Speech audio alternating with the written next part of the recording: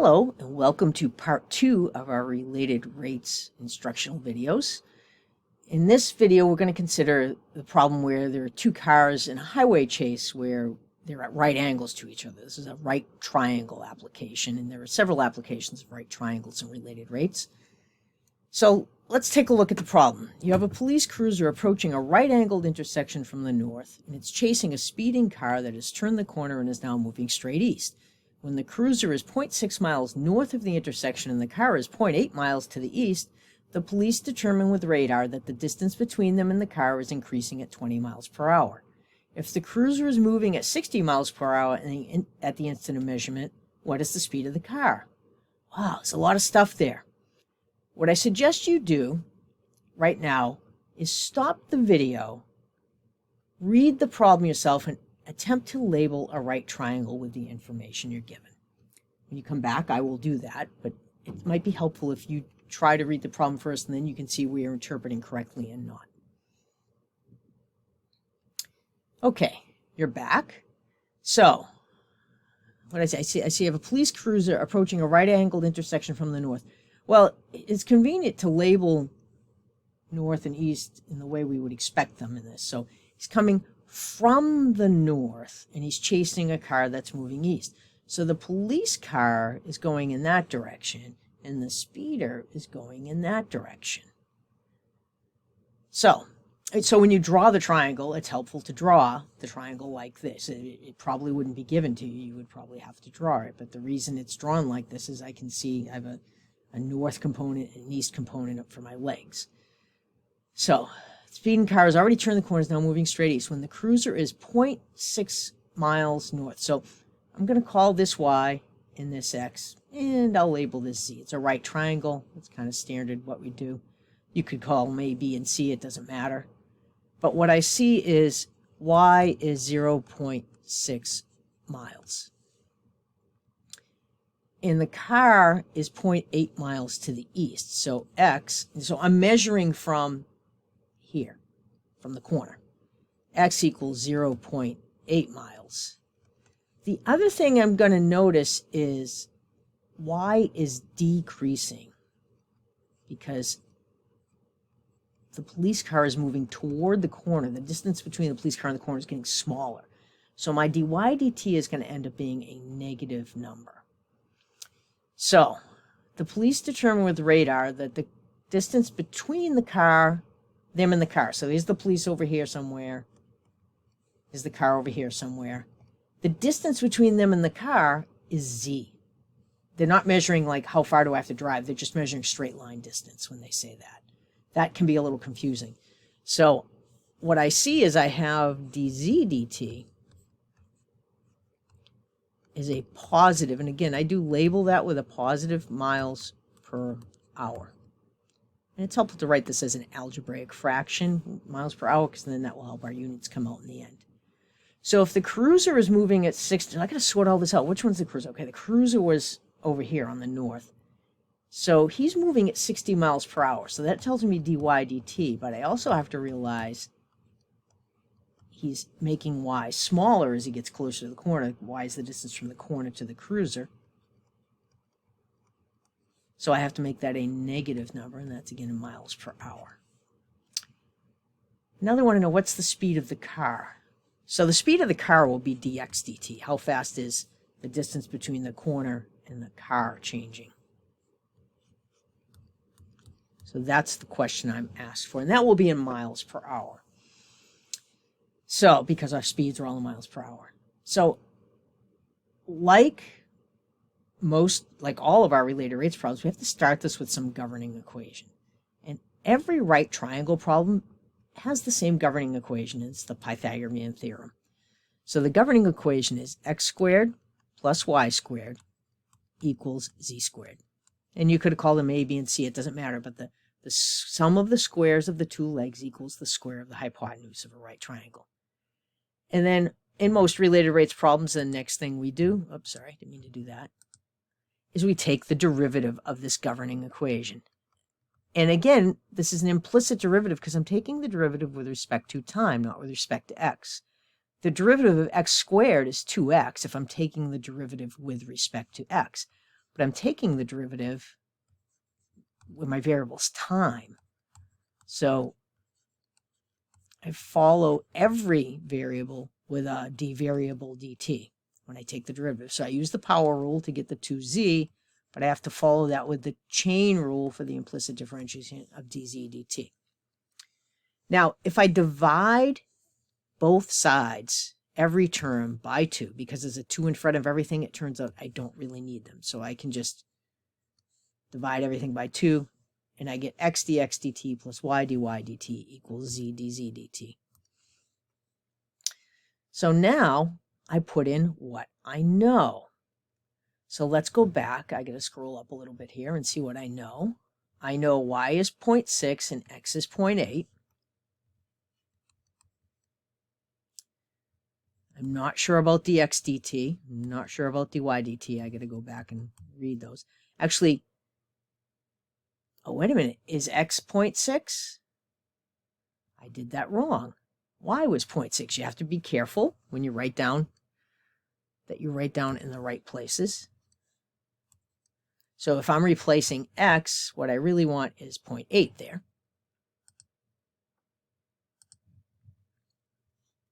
So x is 0.8, y is 0.6, and I do know that what I'm looking for is dx dt, so I'm not going to have that, so I'll put that in there.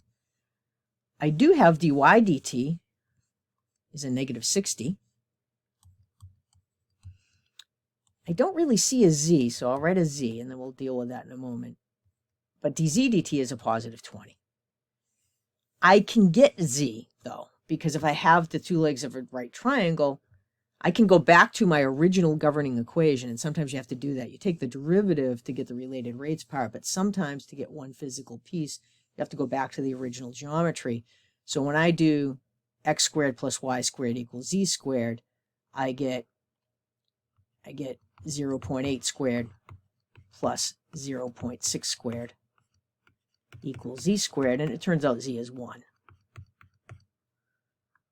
So I'm going to have 0.8 times dx dt. Oh, I don't know what happened there. 0.8 times dx dt plus 0.6 times negative 60. That's going to give me a negative number.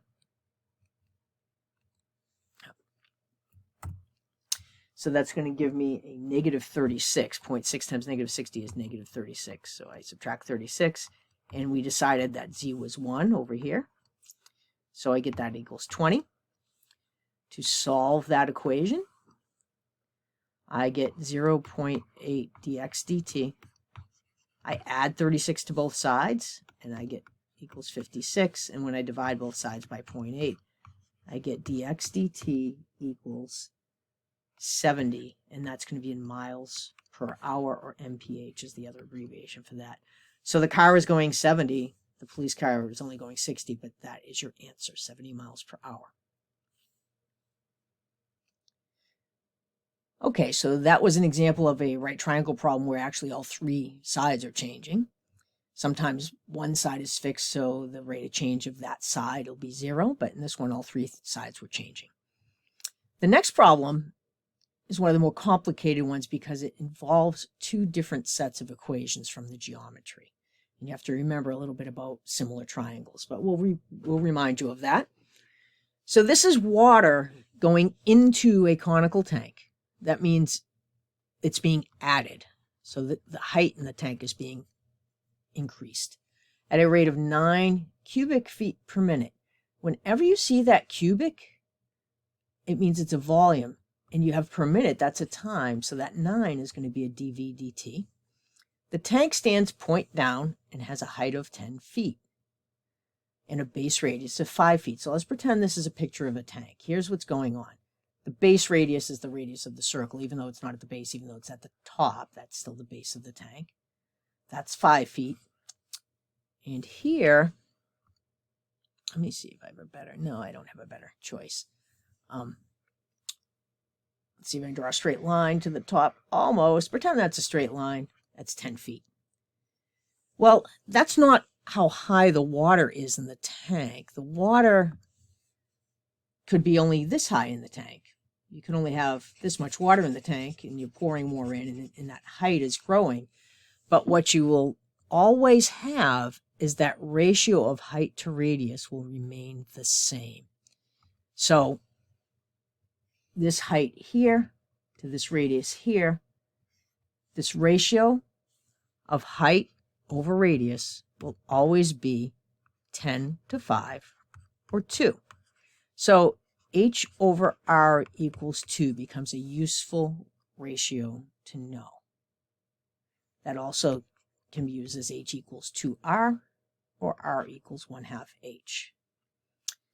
So they're talking about the volume. When you're adding liquid to something, you're adding volume, okay? So the rate of flow into, or when you're taking away out of, is typically a rate of change of volume.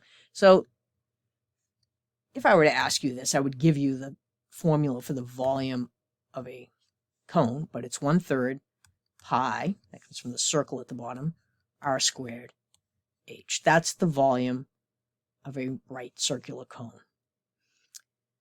So what I notice here is I have two variables. Now I could use a product rule for that, but there is a simpler way to do it, taking advantage of this fact here.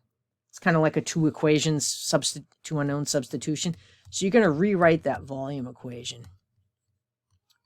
And it's actually easier to change h to 2r than it is to change r to h over 2, but you could do it that way. So however you do it, you want to get one variable by the time you're done. So you end up with a 2/3 pi, the 2 times the 1/3, r squared times rob cubed. So now that's my volume equation. I'm going to use this as my governing equation. I may need to go back to this, though, because I'm asked for how fast is the water level rising.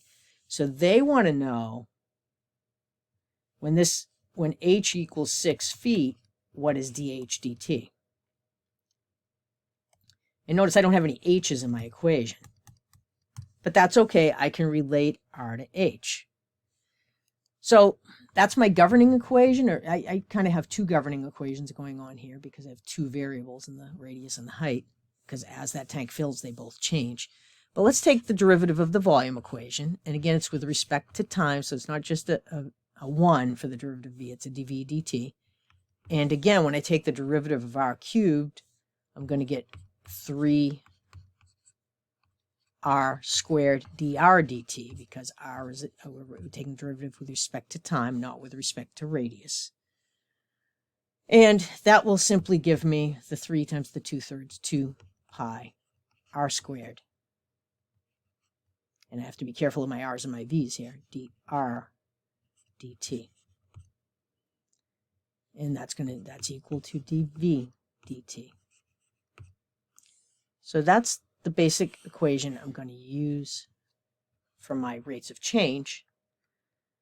So I'm told h is 6, but I need r. So I go back to h is 2r. So if h is 6 and h equals 2r, I calculate my radius. H equals 2r, 6 is h, that's twice the radius, 3 equals r. So I'm going to put in 2 pi times 3 squared dr dt. So I know I need dh dt, but if I get dr dt, I can find dh dt because of this doubling relationship. And I was also told that in the problem that this was a positive 9 dv dt.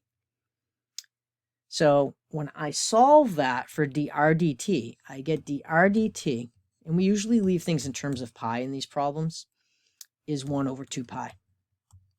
Well, that's lovely, but I need dh dt. I know h equals 2r. That also means the rate of change with h with time. In order to maintain that proportion, it has to change twice as fast as the radius. So what I now know is dh dt equals 2 times 1 over 2 pi, or 1 over pi. Oh, I didn't write that correctly.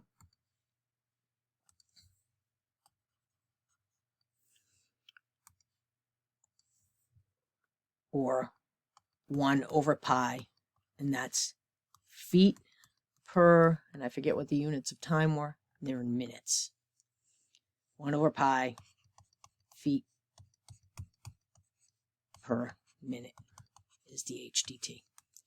So the problems when you have a cone, you often need this similar triangle ratio, because no matter where you are on the cone, the height and the radius stay in that proportion of the whole shape of the cone. So the height is always twice the radius, or the radius is always half the height.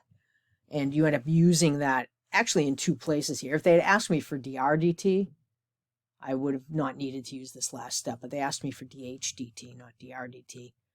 But you don't have to panic if all you have to solve for is dr dt, because they're related. Now, I could have rewritten the volume in terms of height, and that would have taken that last step out of it. But the algebra, sometimes students find that a little more complicated, because if you rewrite the volume in terms of height, you get 1/3 pi, and r is h over 2, so you get h over 2 squared h. And students don't like having all those fractions around sometimes, but you would just get 1/6 pi, or pi over 6. I'll write that as, sorry, not 6. See, I almost did it. 2 times 2 is 4. That's a 12. Pi over 12 h cubed. In the end, that may be simpler if you do this algebra right. So you can do it either way, but the point is, when you have 2 variables, you could have used the product rule. Make, 1/3 pi times r squared h and do the product rule for r squared times h, but that is the complicated way in my mind. All right, so this is a more difficult related rates problem. If I'm only putting one on the test, it's not this one. So thank you for joining me. Email me your questions.